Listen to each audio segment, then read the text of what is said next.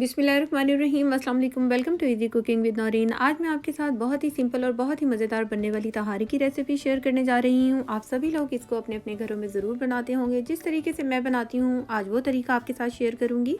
इसके साथ हम लोग एक रेड लहसुन की चटनी बनाते हैं, इसकी रेसिपी भी मैं आपके साथ शेयर करूँगी। रेसिपी बहुत ही ज़बरदस्त बनने वाली है। ये रेड चटनी तो बहुत ही अमेजिंग लगती है। इसके साथ रेसिपी को फुल वॉच कीजिएगा। आइए अब हम अपनी रेसिपी को बनाना शुरू करते हैं। एक मीडियम साइज़ का प्याज लेंगे और उसको हमने थोड़े से ऑयल में खड़े गरम मसाले डालकर जो है ब्राउन कर लेना है। और 2 अदद टमाटर, 4 से 5 हरी मिर्चों को काट कर ऐड कर देंगे।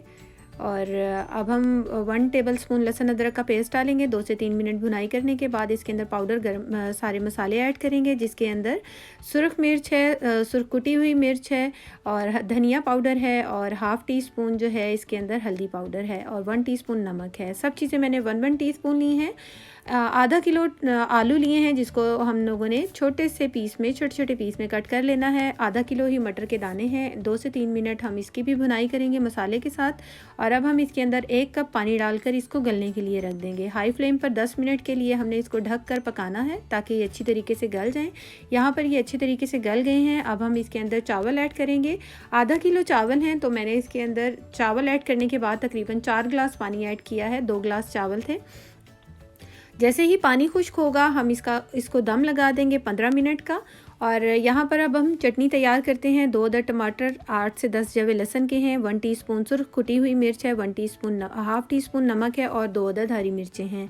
इन सब चीज़ों को लेंगे और अच्छे तरीके से पीस लेंगे।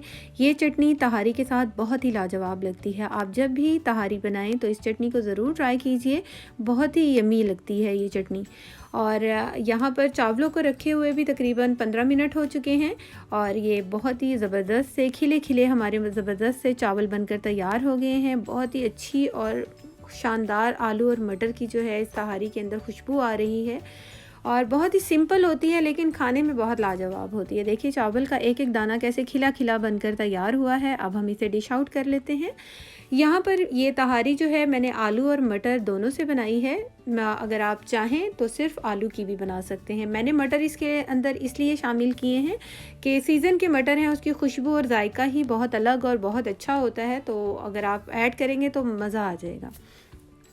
अब हम इसको सर्व करते हैं चटनी डालकर। और रायते की भी रेसिपी मैंने आपके साथ पहले शेयर की हुई है, इसका लिंक मैं डिस्क्रिप्शन बॉक्स में दे दूँगी।